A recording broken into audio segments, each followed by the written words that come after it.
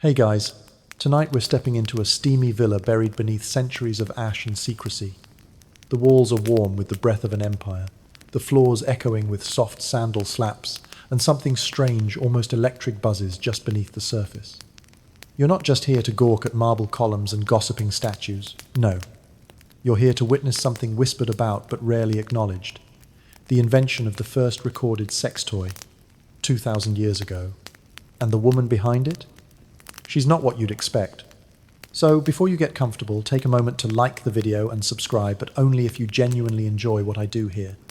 And if you're listening from somewhere far away or nearby, drop your location and local time in the comments below. I'd love to know where this journey finds you. Now, dim the lights, maybe turn on a fan for that soft background hum, and let's ease into tonight's journey together.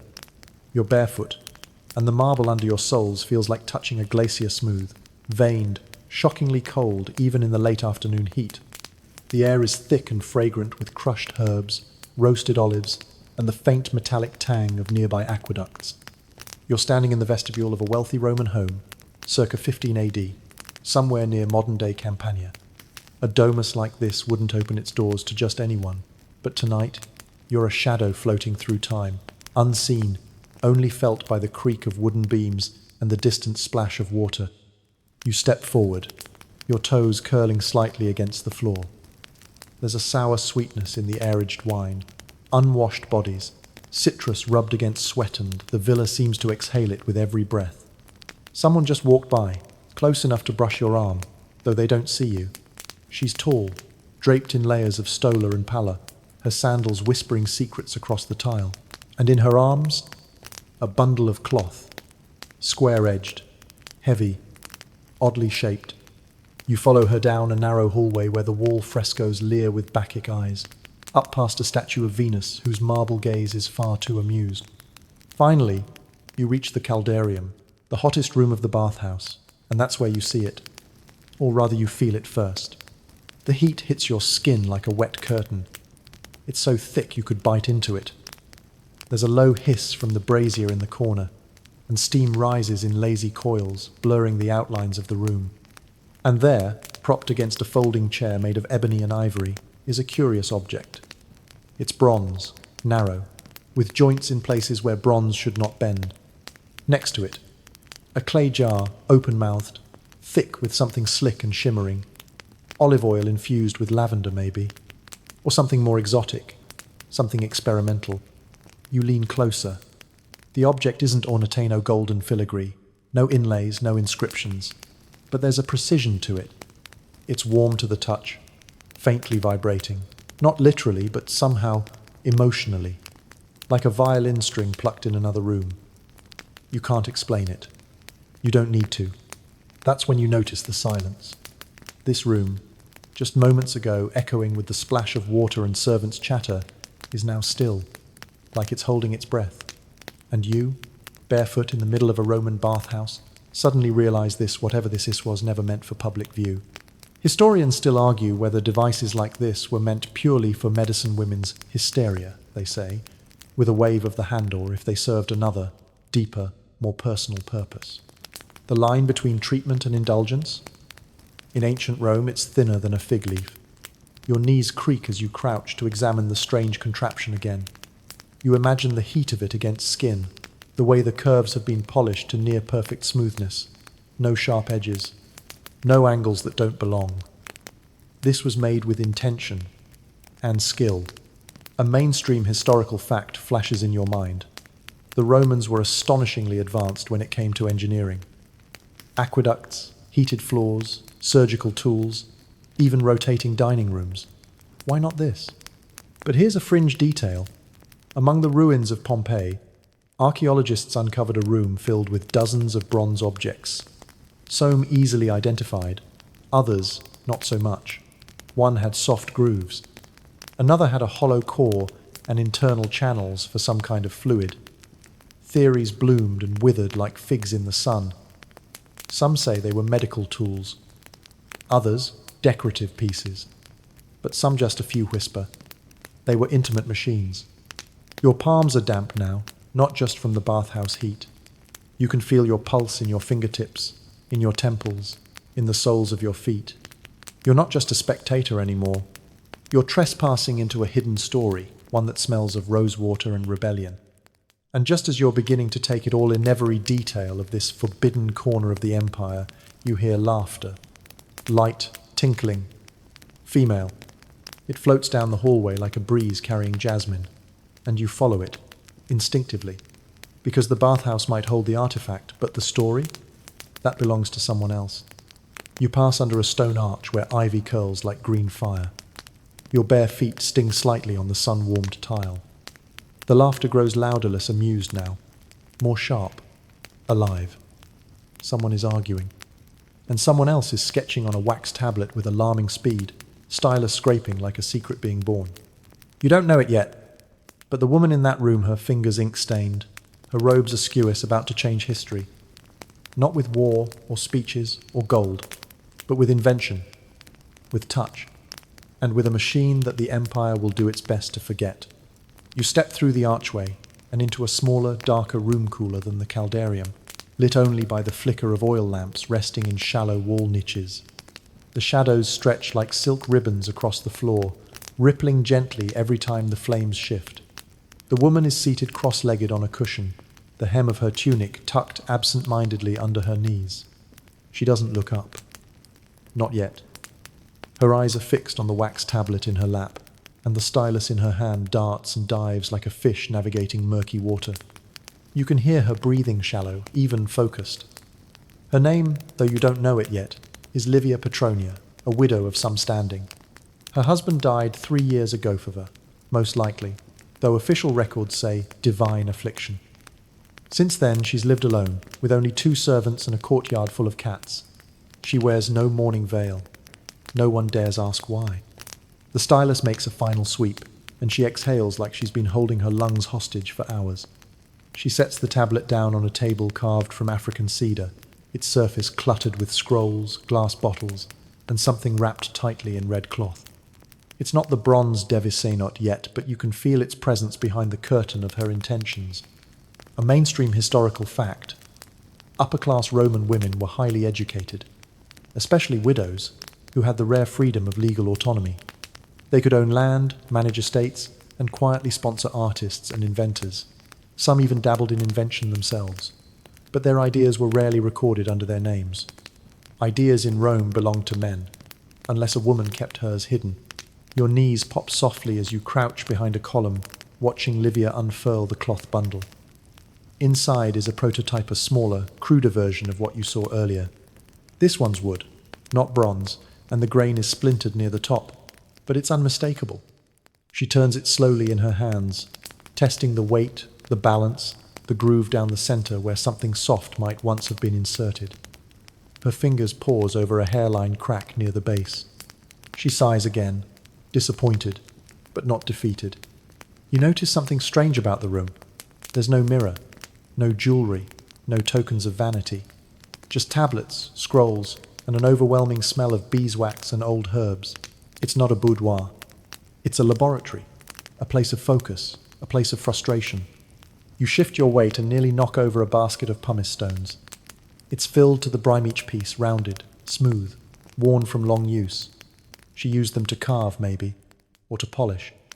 Or perhaps she simply liked the feel of stone against skin. A tactile mind, you think.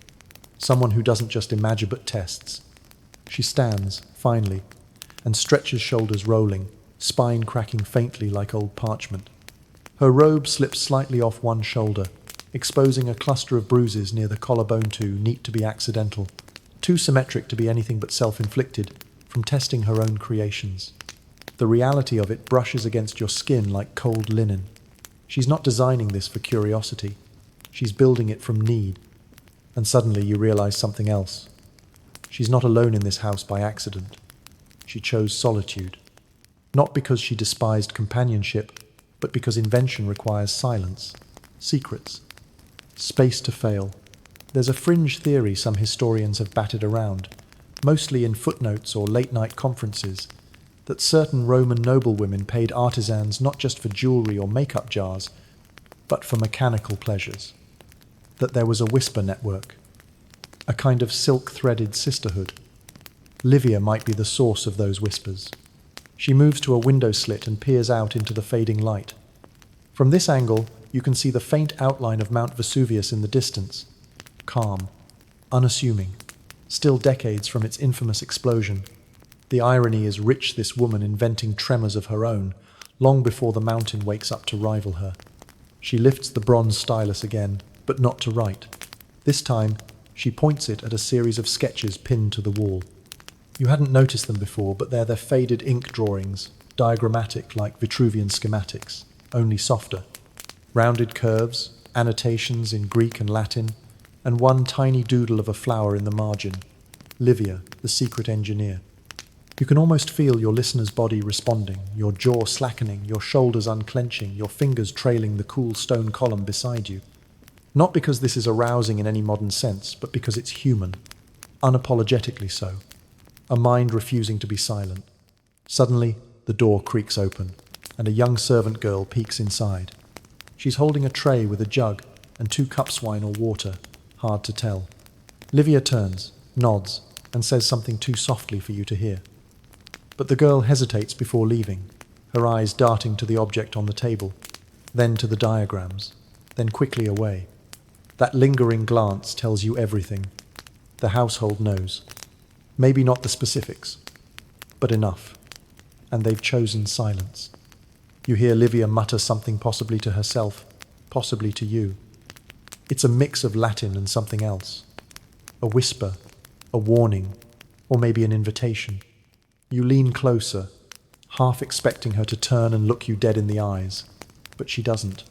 She returns to the tablet and begins again, this time tracing curves, experimenting with lever angles, possibly dreaming up something that uses pressure from a hand, or from water, or even steam.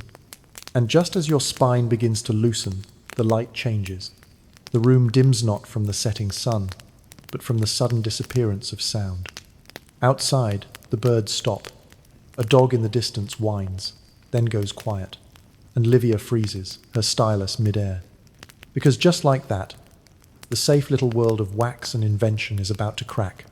Not from scandal, not yet, but from the whispers starting to grow louder beyond this villa, beyond this town. And just as she returns the prototype to its cloth nest, tying the knot with calloused fingers, you feel the shift in the air, a new presence. Someone else has seen the designs, and they have questions. The lamp flickers once, twice, and then steadies, casting long golden bars across the floor. You trail Livia from a respectful distance, your bare feet silent as shadows, as she moves briskly through a stone corridor lined with wall niches that smell faintly of old incense and dust. She's tucked the cloth bundle under her arm, and her expression has changed, no longer dreamy and focused, but alert, calculating. Like a chess player 2 moves away from checkmate and trying not to blink. You follow her into a smaller chamber, its door already half open. Inside, 2 servants are hunched over a wash basin, whispering. They don't stop when she enters, but their words drop to a hush, so faint you can barely catch them. Still, you hear one phrase, in rapid, conspiratorial Latin, instrumentum lascivum, a lustful instrument. The other servant snickers under her breath, dipping a cloth into water that smells of bay leaves and salt. Her hands tremble, though just a little as she wrings it out. She doesn't meet Livia's gaze. You realize the rumors have taken root. That strange object, the one with the gleam and the heat and the shameful symmetry, has become something more than a secret. It's become a fascination. And here's where history loses its footing. There are no scrolls confirming Livia Petronia's invention. No inscriptions honouring her for the bold design of a device that would later stir the imaginations of Victorian treatment clinics. But what does exist, tucked between medical scrolls and household manuals, are strange references. Hollow bronze rods with jointed sections. Vessels described as soothing implements for women's hysteria. A vague record from a magistrate noting a confiscated private mechanism in a villa near the Bay of Naples. Historians still argue whether these were medical devices or pleasure tools, or both. You watch as Livia calmly sets the bundle on the stone counter and begins to unwrap it. The 2 servants pretend not to watch, but their eyes flicker to it constantly. One even holds her breath.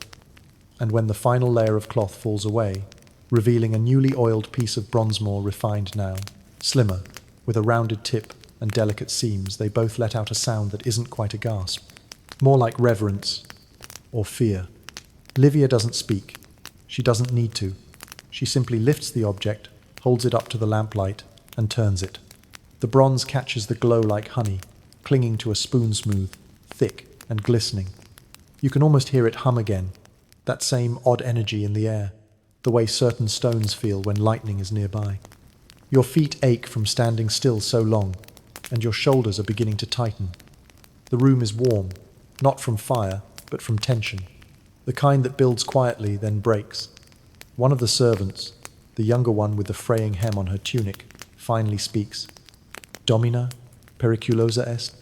Is it dangerous? Livia looks at her, and for the first time she smiles. It's a strange smile, half comfort, half provocation. She replies, Non si perdis libertatem, only if you lose your freedom. And there it is. This isn't just about satisfaction or scandal. This is about control. In a world where a woman's body was the property of her husband, her father, her dowry contract, Livia had invented something audacious, sovereignty, a self-contained form of rebellion. Bronze and oil and silence forged into a statement, a mainstream historical fact. In ancient Rome, sex was largely understood as a power exchange, not a mutual act. Men were expected to dominate, to take. Women were vessels. Chaste ones, ideally. But behind closed doors, and especially in the warm anonymity of bathhouses and bedrooms, those roles blurred, and some pushed back. You notice now, behind the counter, a leather-bound pouch partially unzipped. Inside, small tools, pliers, metal picks, a tiny hammer, a maintenance kit for something mechanical. It hits you with quiet awe. This device isn't just ornamental, it's functional, movable, adjustable. A fringe theory even suggests the early use of pressure-powered springs in domestic tool-certain fountains, automatic doors, even musical automata. Could she have borrowed that technology? Reversed it? Your hand brushes the wall, where a cluster of ivy has forced its way through the stone cracks. Persistent, unwelcome, beautiful, the way her idea must feel to the society outside these walls. You think of the gossip now, spilling like wine from banquet lips. Somewhere nearby, in another part of the villa, two guests are chuckling over a rumour that the widow Petronia has commissioned a metal friend because no man will touch her. They joke, but not with cruelty. There's envy there, thinly veiled. You drift through a narrow hall toward the atrium where the laughter bubbles. A jug of wine rests on the mosaic floor, next to a half-eaten fig and a toppled playing tile. Two men bare-chested, wine-flushed air lounging on low couches. One is telling a story. His voice is rich with exaggeration. She asked for a device that moves with oil, hums like a lyre, and heats like bathwater. He slaps the table, roaring. His companion snorts, but you notice his fingers tapping, curious. A small open debate circles among their words. Did she invent it for grief? For boredom? For revenge? Or worse, for no man at all? You let that sink in. Not just the question, but the weight of it. Because in Rome, a woman creating something purely for herself, that was the scandal. Not the object, not the act. The independence. And just as your ears begin to hum from the voices, the clink of wine cups, the crackle of torchlight, you hear another whisper. Not from the men. From the corner of the atrium, where a young woman with an amphora stands half hidden in the shadows. She's not the only one, she murmurs. And in that moment, something shifts. This is bigger than a widow with a brilliant mind.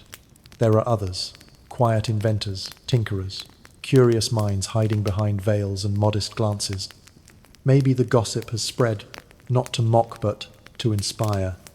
And just as your eyelids begin to feel the weight of all this heat and intrigue, the air changes again. A colder draught curls in from the garden, laced with the metallic bite of iron. A visitor has arrived, uninvited, and carrying a scroll with a seal you don't recognize. The temperature drops not by much, but enough that you feel it instantly, prickling across your arms like invisible needles. Even the ever-present warm stink of roasted garlic and fermented fish sauce seems to pull back, as if giving space to something colder, stricter. You hear it before you see it, the measured clap of sandals against marble, each step hitting like punctuation in a scroll no one wants to read. A voice murmurs somewhere in the peristyle sharp Latin, crisp consonants, formal, legal. You slip behind a fluted column as a man enters the atrium. His toga is stiff, overly starched, the white of it too clean for this hour. In one hand he carries a wooden scroll case, its wax seal cracked open as though someone couldn't wait to read it. In the other, a bronze stylus not for writing but for pointing.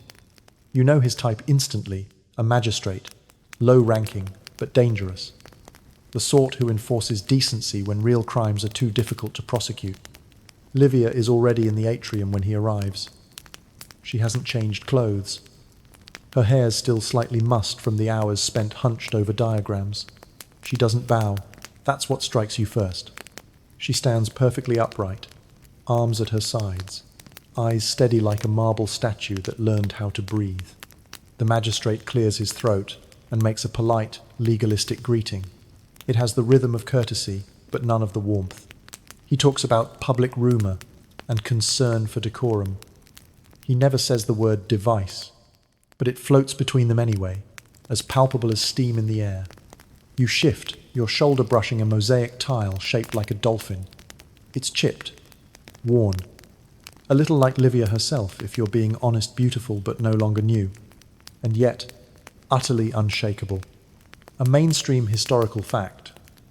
Roman law was full of contradictions. Women could own property, but not vote.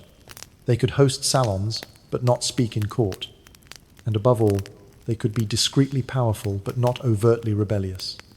What Livia has done, what she might have done, is an offence not against the law, but against expectation. That's more dangerous.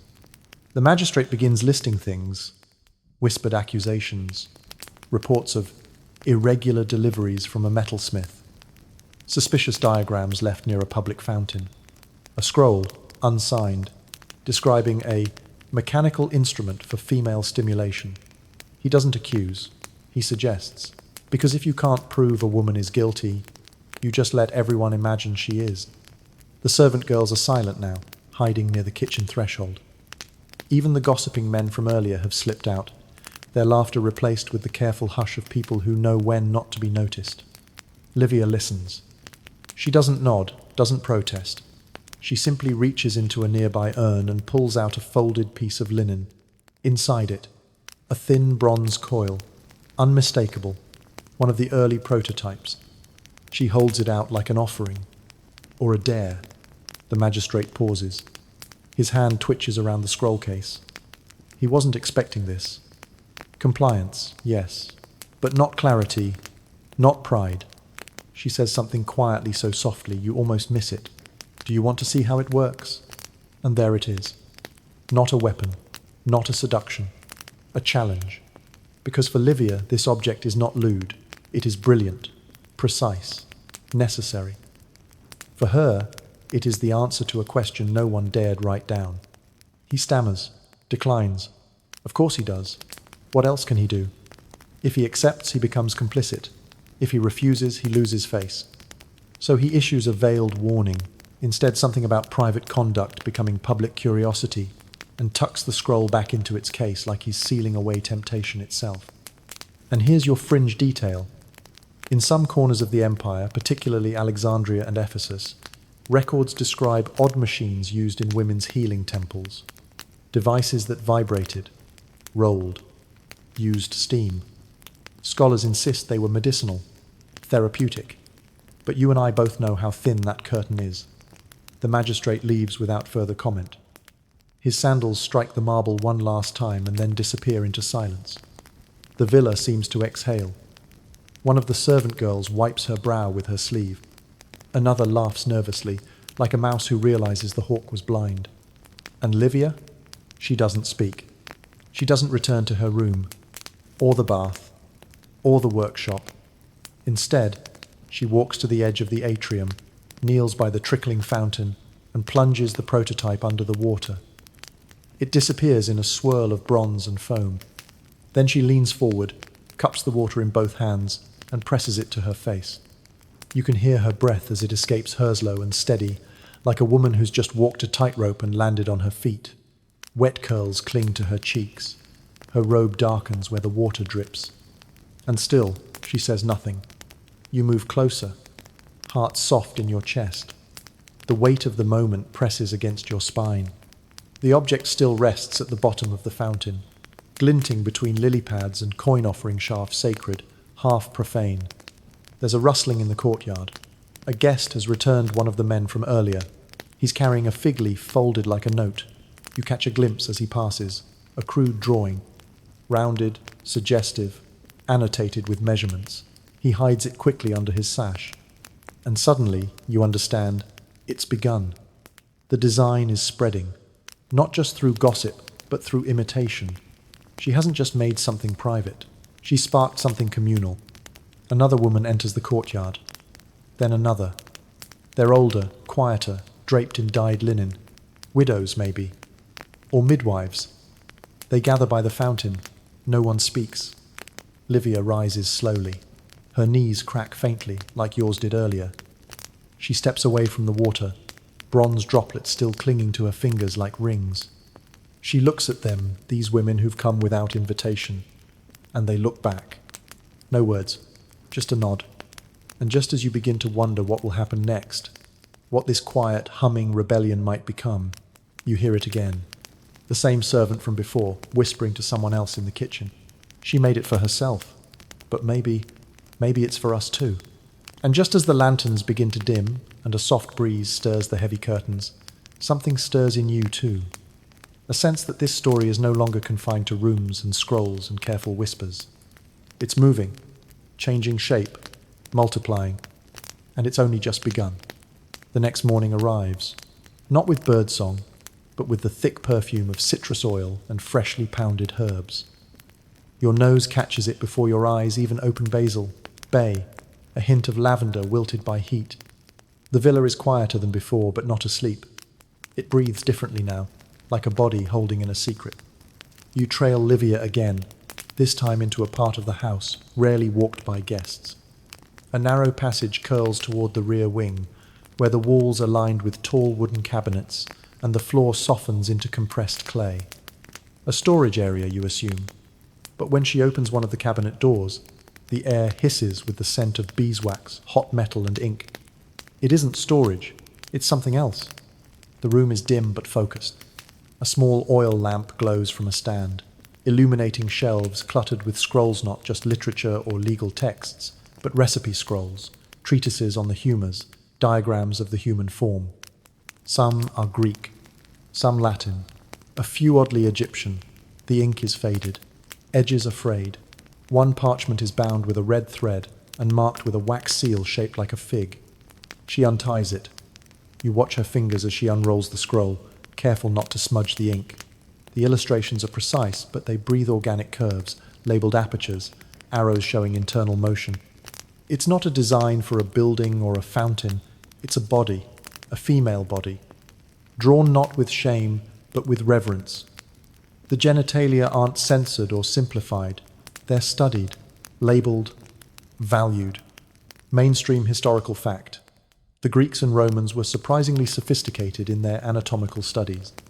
Galen, the famed physician, wrote extensively about the clitoris, calling it essential to female pleasure. Of course, later centuries scrubbed much of that away. But in this moment, in this room, it is knowledge preserved, not for shock, not for display, but for understanding. She lifts another scroll, written in the hand of what might have been a midwife. A list of treatments.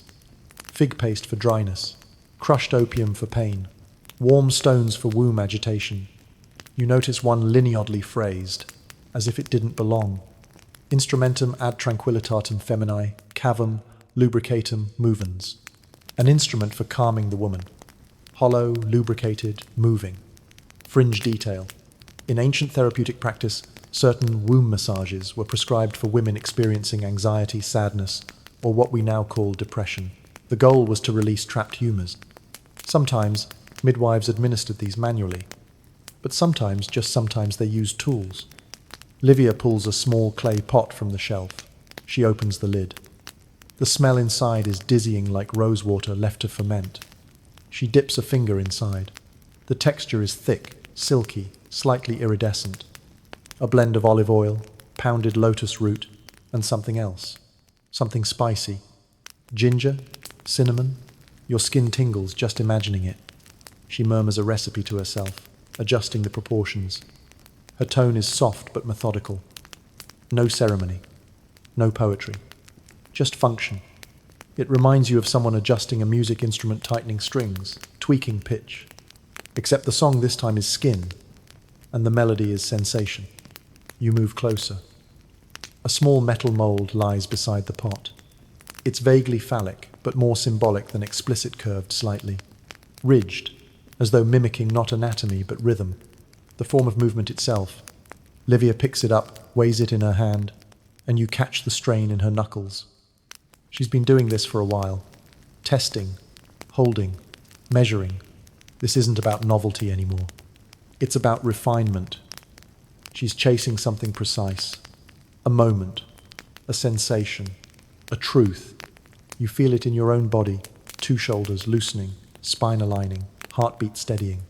As if this space, this ritual of invention and exploration, is settling into your bones. You weren't meant to just observe. You were meant to remember. There's an open scholarly debate about just how much ancient Roman women understood about their own bodies. Some argue they were misinformed by male physicians who viewed female pleasure as secondary, even dangerous. Others argue that behind closed doors, in spaces like this, they knew exactly what they were doing. Livia steps away from the scrolls and pours a small vial of heated oil into a hollow tube on the workbench. The liquid drips slowly, curling into the chamber like smoke. Then she tilts the piece, watching how the oil flows through an inner spiral. It's like watching the inside of a seashell fill with gold. Your knees ache from standing still again. You shift, pressing your fingertips to the cool plaster of the wall.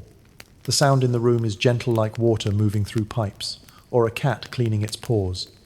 Soft, rhythmic, familiar in a way that makes your chest feel full. A knock interrupts it all. Not sharp, not alarming. Just two quick raps on the wooden beam by the door. It's an older woman, grey-haired, but strong.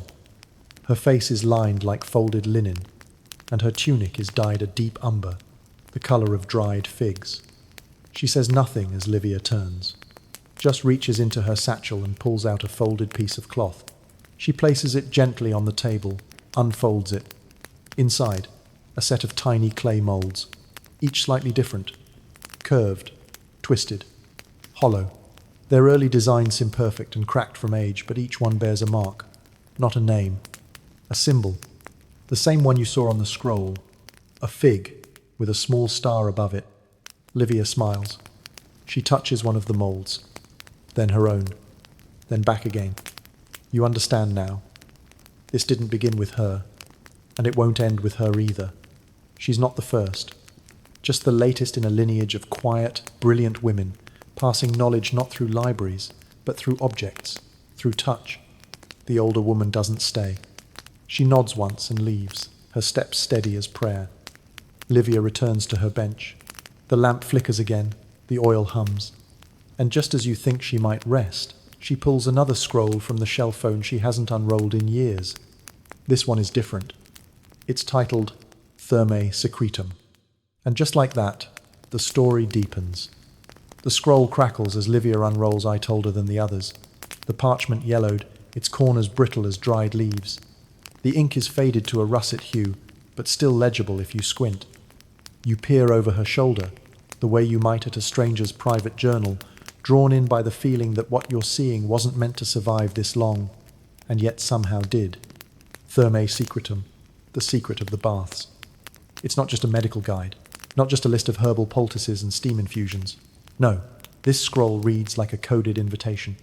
One part anatomy lesson, one part household manual, one part whispered confessional. Scattered throughout the text are short entries anonymous, cryptic written in smaller script, like marginalia or afterthoughts. But they aren't medical, they're personal. One reads, "Used the vessel again tawny toiled first, calmed me better than prayer." Another, "A gift from the widow across the courtyard. Her forge boy brings the best metal." You let out a slow breath, almost forgetting you were holding it. These are testimonies, proofs. Stories passed hand to hand like the handle of a secret teapot, warm and well worn. In ancient Rome, baths were more than hygiene. They were a public performance of wealth, health, and status. But behind the veils of steam, in the corners where men didn't linger, women had their own rituals, their own remedies, and, clearly, their own devices. Livia reaches for her goblethalf full, with watered wine now gone warm. She takes a slow sip, leans back against the wooden beam, and stares at one of the entries in the scroll a little longer than the rest. If the gods shame me, let them. This is the first joy I've ever chosen for myself. Your throat tightens. It's not sadness, not quite pride either.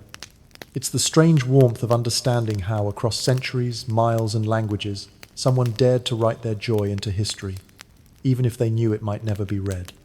And then you hear it. Laughter.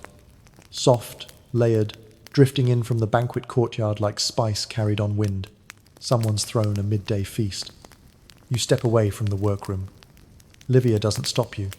She's already deep into her reading and walk down the long hallway where citrus light spills in through latticework windows. In the atrium, guests lounge on cushions, their robes loosened from the heat and the wine. Trays of stewed lentils and honey-glazed fruit lie half abandoned, the air heavy with the scent of roasted goat and fermenting laughter. Someone raises a cup and begins a joke in poor Greek. Another cuts them off with a louder one about a senator who tried using a fig as a contraceptive. You don't understand the punchline, but the entire room erupts. And then, from the edge of the room, a voice cuts through the laughter. I heard the widow Petronia has found herself a new lover. Silence. Not because they disapprove, but because they're all waiting for the next line. A metal one. And just like that, the room explodes again, this time with shrieks and belly laughs, and someone nearly choking on a candied date. Someone spills wine. Someone else mutters vibrans under their breath. You brace yourself for ridicule. But as you listen more closely, you hear something unexpected in their tone. Not cruelty. Envy. They aren't laughing at her, they're laughing around her. Like she's become a myth, a local legend, a curiosity so bold it feels unreal. And yet, you spot two women draped in embroidered stolas herring a glance, the corner of one's mouth twitching upward in something dangerously close to admiration. One of them leans toward the other and whispers, "Do you think she'll have him make another?" The listener raises a brow. Two might be better than one. And just like that, the laughter rolls on at her, but with her. Her scandal has bloomed into a kind of fame, a new kind of power, the kind that walks unashamed through rumour and comes out on the other side untouchable. You catch sight of the blacksmith's apprentice entering from the back gate. His tunic is smeared with soot, his forearms strong from hammering metal all day. He's flushed not from the heat, but from the stairs. Someone slaps his back. Someone else asks, "Did she really make you polish the inside too?" He turns red as pomegranate wine. There's a mainstream historical fact buried here. Roman artisans were often commissioned for highly personal items, from custom inkwells to ceremonial daggers. But in rare cases, especially when the patron was wealthy and persuasive, even more intimate commissions took place. The empire didn't regulate those. Too small to tax, too private to expose. The boy shrugs, laughs, and finally mutters, "She said to make it sing." A pause.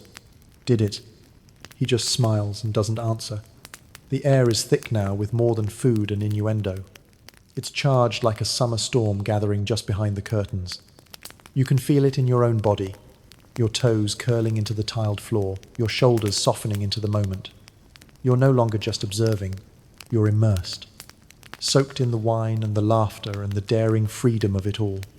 Fringe detail. One unearthed fresco from Pompeii shows a reclining woman holding a strange object in one hand, half wrapped in cloth.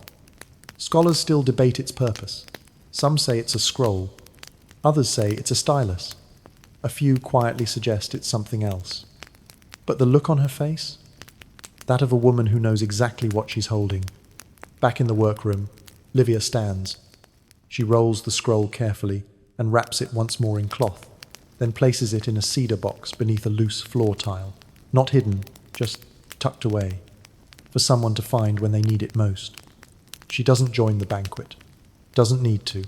Her legacy is already being passed hand to hand with every raised cup, every whispered joke, every envious glance. And just as you think this story might be settling, you hear a knock not at the gate this time, but at the garden wall. A stranger's voice, asking if the widow is taking commissions. The forge is still hot when you arrive, even though the sun has dipped low enough to stain the courtyard in amber. You feel it before you see it, the pulsing warmth that wraps your skin like heavy linen just pulled from a brazier. It clings to your ankles, your back, even the backs of your knees. The air smells of copper and ash, thick with the earthy sweetness of burned olive wood. You duck your head as you step inside. The blacksmith's apprentice is alone today. You recognize him from the banquet, the boy with wine-stained cheeks and a secret too big for his workbench. His name, if the murmurs are true, is Tiberius Minor, the minor being important. The forge belongs to his uncle, who is out delivering hinges to the local temple, which means for the next hour, the place is his. He's wiping soot from a bronze mould, muttering to himself. The object in his hand is unmistakable now. It's not finished, but it's evolved, narrower, more seamless. There's a new feature, a notch running lengthwise, housing a sliver of polished quartz. You blink. Quartz? He catches your glance well, he would, if you were visible, and smirks to himself. Figured if she wants it to sing, he says under his breath, might as well make it sparkle. A mainstream historical fact. Romans used quartz in decorative tools and occasionally believed it held cooling, even mystical properties.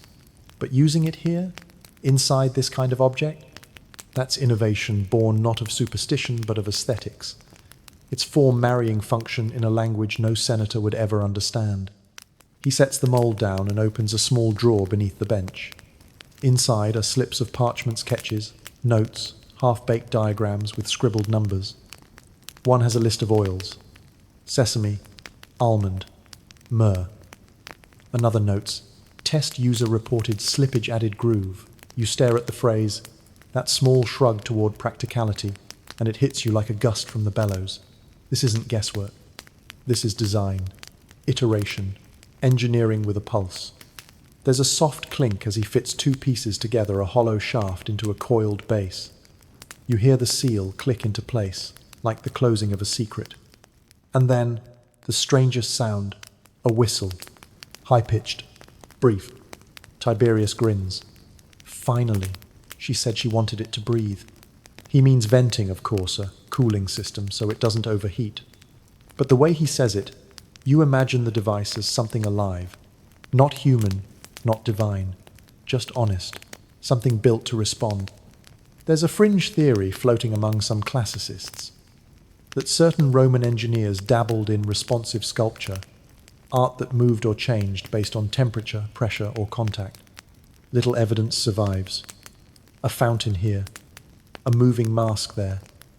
But the notion that someone might apply that knowledge to pleasure, to intimacy, it sends a chill up your spine, even here, in the furnace-hot forge. Tiberius rubs his temples with an oily cloth. You notice his fingers tremble slightly, not from fear, but fatigue. He's been working late into the night, and not just because he was paid. There's something else behind his commitment, something more tender. He glances toward a side shelf. A wooden box rests there, locked with a simple bronze latch. On its surface, a small symbol, etched deep. The fig and star. He stares at it for a long moment.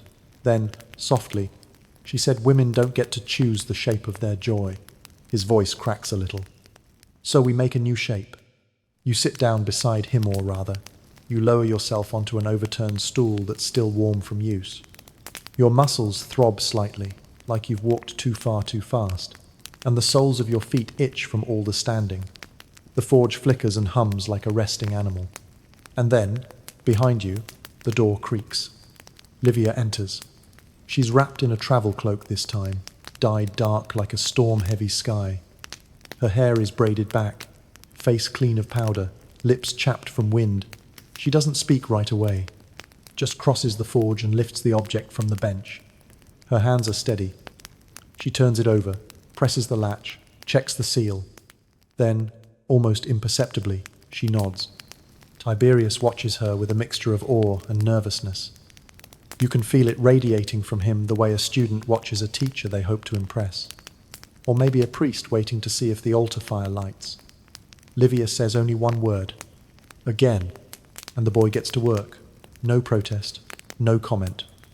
He begins melting a fresh batch of bronze, the pot hissing with the scent of beeswax and rosemary. You lean back, eyelids growing heavier, the lull of repetition setting in heat, pour, shape, polish, test. The rhythm is hypnotic. They speak little, but the trust between them is a thing you can feel on your skin. Not romantic, not maternal. Something else, something sacred. The shared language of people making something the world tells them shouldn't exist. She tests another component, slides in a weighted cylinder, taps the side with her nail. Too cold, she says. He nods, adjusts. This is no longer rebellion, it's refinement. A debate still circles among historians whether devices like these were common or rare, whether they were made by accident or by design. But the truth lives here, in this forge, between their hands. You glance to the shelf one more time. There are more boxes now. 5, maybe 6, each marked with a slight variation of the fig star sigil. And one is wrapped in linen, tied with a ribbon, ready for delivery. And just as your shoulders begin to sink into the warmth, just as your breath matches the slow pull of the bellows, Livia looks over her shoulder. They'll come for this, she says. Tiberius shrugs. Let them. The fire hisses. The air glows. And somewhere, out past the villa walls, another knock sounds. The air outside the forge is cooler now, streaked with the salty scent of the nearby sea. You can hear gulls in the distance, their cries sharp and restless, wheeling over the rooftops of sleeping homes. It's the kind of night where Rome holds its breath between wine-drenched dreams and dawn's first command. But tonight, the silence doesn't last. Boots, hard-soled, deliberate, echoing through the villa's front hall like a death sentence. You follow the sound as it grows louder, closer, until it reaches the atrium and halts. A pause, a clearing of the throat, and then, Livia Petronia, by order of the magistrate, you are to surrender all unlawful apparatuses pertaining to the body. The voice is formal, flat, but beneath its practiced tone, you hear tension, something tight in the throat, like a man trying not to say too much. You move closer and peek around the stone arch. 3 men stand in the vestibule. One carries a scroll, one holds a satchel, and the third wears a sword. He doesn't touch the hilt, but the weight of it hangs over the room like smoke. Livia enters with quiet grace. She's changed robe-soft wool now, plain and unbelted. Her hair is pinned back, but strands have escaped, curling around her temples. She carries nothing, no weapon, no documents, just her breath and her calm. Unlawful apparatuses, she repeats, like she's tasting the words for the first time. Do you mean the bathing instruments, the apothecary oils, or the chair in the atrium where Senator Gaius once passed out from his own indulgence? The man with the scroll doesn't blink. There are drawings, witnesses, devices of a suggestive nature. She folds her hands. Devices that harm no one. But that suggests something. That disrupt modest society. Modest society, you think, where wine flows freely, violence is a sport, and bathhouses echo with groans of every kind. The irony sits heavy in your throat, like too much honey on stale bread. A mainstream historical fact. While Roman society accepted sexuality with openness in some respects, female agency in sexual matters was deeply controlled. The notion of a woman owning pleasure without a man was laughable to many and dangerous to a few. One of the guards opens a satchel. Inside, you glimpse the corner of a bronze mold-cracked, possibly confiscated from another home. The magistrate hasn't come for just one woman. He's sweeping for the idea itself. Livia watches silently as they begin searching her home. They pore through scrolls, tap on floor tiles, lift urn lids with unnecessary force. One of them finds the cedar box beneath the mosaic dolphin and opens it. A scroll, sealed with the fig star symbol. The man reads a line, scowls, then tosses it onto the floor like it stung him. Let no god decide what only skin may learn. He mutters the quote with disgust. Obscene. Livia tilts her head. It's poetry. It's corruption. And yet, you memorized it after reading it once. Touché. There's a tension now that you can feel deep in your hips, in the soles of your feet. Like the villa itself is waiting to see how far they'll go, whether they'll leave with shame or return with fire. One of the men finds the wrapped parcel meant for delivery. He holds it like it might bite him. What is this? A gift. For whom? She shrugs. For the woman who asked for it. No name? She gave no name. Fringe detail. Many Roman letters were unsigned, especially those dealing with personal matters. Some midwives even left coded markings in their deliveries to protect their clients' small symbols, subtle folds. It was an unspoken pact between women. A sisterhood born not of rebellion but necessity. The man opens the package. Inside is the latest design. Sleek, finished, perfect. He squints, then turns it over and finds nothing offensive, nothing explicit, just curves and craft. He seems almost disappointed. Then the youngest of the three still, clean-faced, still naive, says something under his breath. It's beautiful. The older officer shoots him a look that could split stone. They gather the seized items and prepare to leave. No charges, no punishment, just warning. A message delivered not with chains but with embarrassment. A slow bleed of shame meant to silence, not scorch. Before they exit, the lead man turns. There are eyes on this place now. You may not have violated law, but you've attracted attention. Livia smiles faintly. I've had enough silence to last a lifetime. And with that, the door creaks closed. You stand in the echo. The kind that settles not just in the room, but in your ribs. Like a held breath waiting for release. And as the footsteps fade down the street, a new sound rises. A woman's voice outside the villa wall. Widow Petronia? Livia steps forward. I heard what happened, the voice continues. May I still receive the gift? She doesn't answer at first. Just turns and walks to the garden, where the last box waits beneath the pomegranate tree. She lifts it with both hands, the ribbon still intact, and carries it toward the gate. The woman behind the wall never shows her face, but her hand appears. Thin, weathered, a ring on her thumb. Livia places the box gently into her palm. No words, just transfer. The kind of moment that births legacy. You hear the crunch of sandals on gravel. A pause. Then footsteps retreating down the alley. The wind stirs the leaves. The scent of lavender and old bronze hangs in the air like the ghost of a song. And just as you begin to feel the weight of sleep behind your eyes, Livia returns to the atrium, collects the discarded scroll, and smooths it out with care. She reads it again, line by line, like scripture. And as she does, you wonder not just how many of these gifts exist, but how many hands are waiting to receive them. Pompeii sleeps, blanketed under a sky so clear, it looks almost artificial, like polished obsidian, stretching from rooftop to horizon. You walk slowly through streets emptied by night, the distant splash of a fountain echoing through alleyways where shadows curl like cattails. The town is quieter now, quieter than it should be. The ground beneath your feet feels strangely firm tonight. Not the usual mosaic clatter or dust-stirred dirt, but a pressure, subtle, steady, as if something massive is coiled far below, holding its breath. You make your way to the edge of town, just beyond the walls, where the villa once stood. Not Livia's. That one is gone now, burned perhaps, or simply buried beneath centuries of stone and politics. This villa is different, newer, once. But now, it too is nothing more than ruins. Still, you recognize the shape of it, the echo of its rooms, and you recognize what lies at its center. A pit, carefully cordoned, recently unearthed, the soil around it still red from the iron-rich ash. Archaeologists would call it a utility chamber, but you lucky you know better. You kneel beside it, fingers brushing away loose dust, and there it is. Bronze, gleaming faintly, perfectly preserved. The object rests curled like a sleeping animal.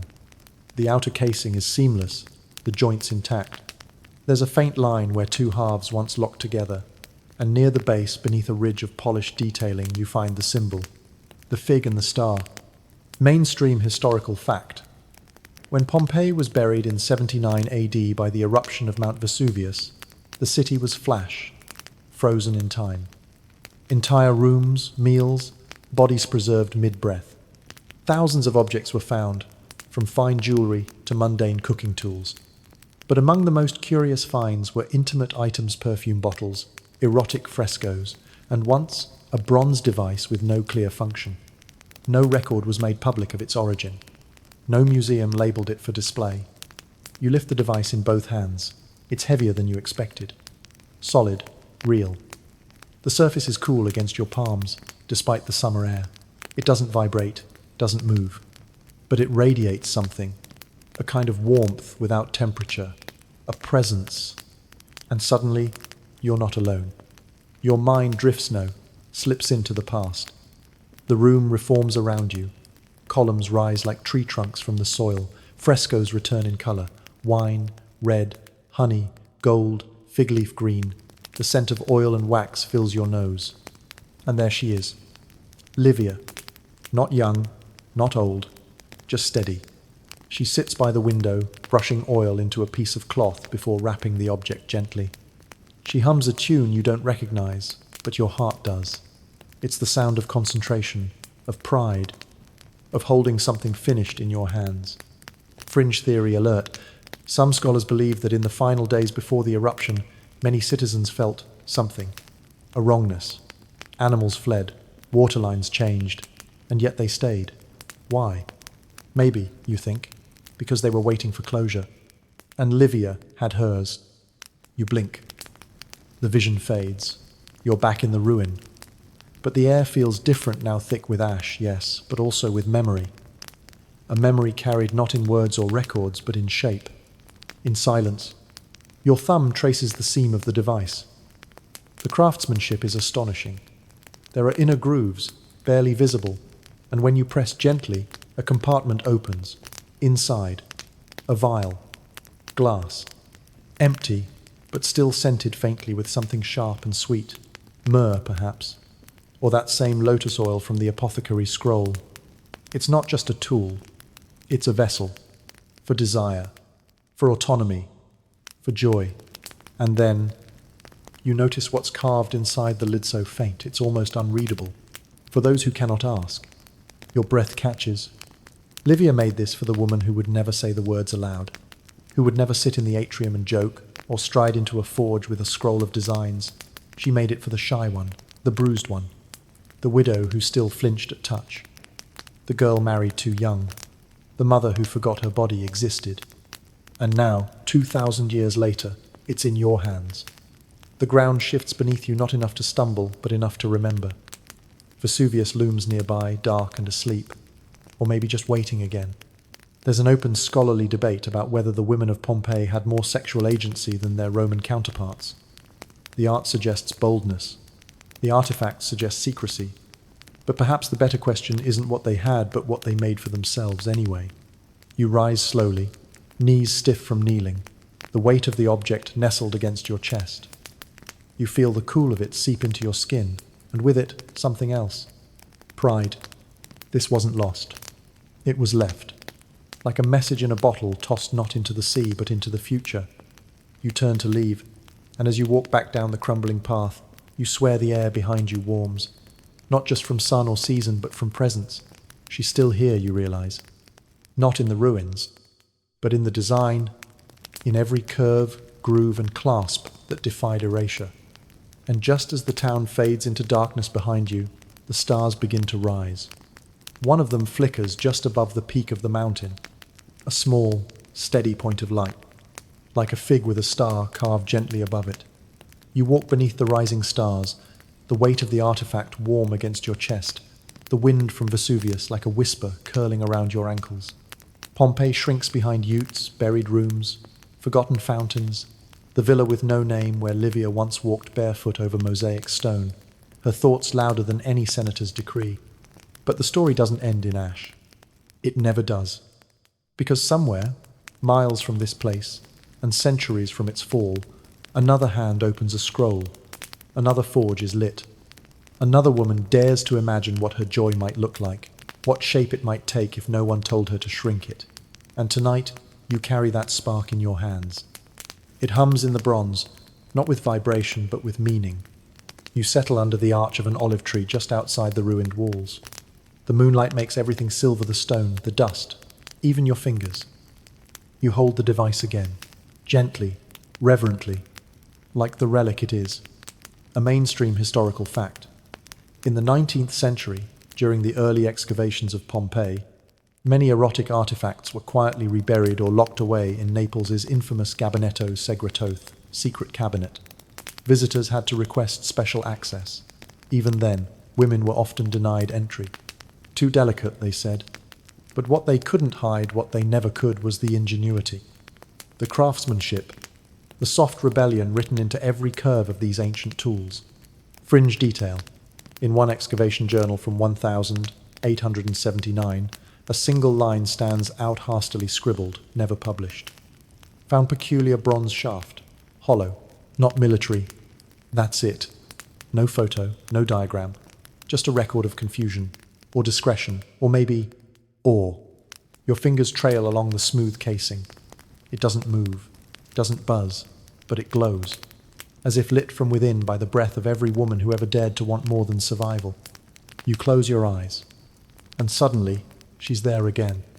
Livia, not in the villa, not in the forge, but beside you, not as a ghost, but as gesture, the way your palm cradles the object, the way your spine straightens as you sit, the way you remember her words. They'll come for this, and they did, but not soon enough, because long before they arrived with scrolls and threats, the idea had already spread. Through laughter, through shared glances, through quiet knocks on side gates and ribbons tied around cedar boxes, through blacksmiths who learned to sketch curves instead of hilts, through scrolls tucked in apothecaries behind jars of fig paste. And now? Now it spreads again, because you'll tell someone, maybe not tonight, maybe not in words, but in how you hold yourself, in how you see your own history, not as silence but as invention, as movement, as heat carved into bronze. There's an open scholarly debate about whether the device was ceremonial, medicinal, or practical, whether it was truly designed for pleasure or merely a myth born of projection. But to you, the answer no longer matters, because you've felt the weight of it. You've followed the fingers that shaped it. You've seen the laughter, the danger, the pride. And now the stars begin to shift overhead slowly, softly. The fig constellation, yes, that's what you'll call it, glows a little brighter tonight. You imagine its light guiding some other traveler in some other time. And maybe, just maybe, they'll find something too. A box, a scroll, a story, a new shape for joy. So now, as your breathing softens and your thoughts begin to drift, imagine your hands resting gently on linen, the artifact nestled just beside you like a secret return from a long journey. The stone floors have faded, the forge's glow dimmed, but the warmth remains skirled in your chest like coals under ash, ready to glow again at the slightest touch of memory. The scent of bronze and oil gives way to something cleaner, now lavender maybe, or the dusty sweetness of ancient scrolls. You feel the softness of the evening air pressing gently against your skin, like a silk veil pulled down over a candle. Livia's footsteps have faded, but her echo lingers not in sound, but in stillness. The stillness of invention, of defiance, of hands that dared to mold joy into something real. And you? You're part of that now. Not as a witness, but as a keeper. So let your eyelids fall. Let the memory slip deeper, not lost, just folded gently into sleep. Let the fig and star drift upward into your dreams, carrying with them the warmth of brass, the flicker of firelight, and the certainty that even in the darkest corners of history, someone was always inventing light. Your hands relax into the linen, the scent of wood smoke fades, and in the silence, something soft and brave hums beneath the surface.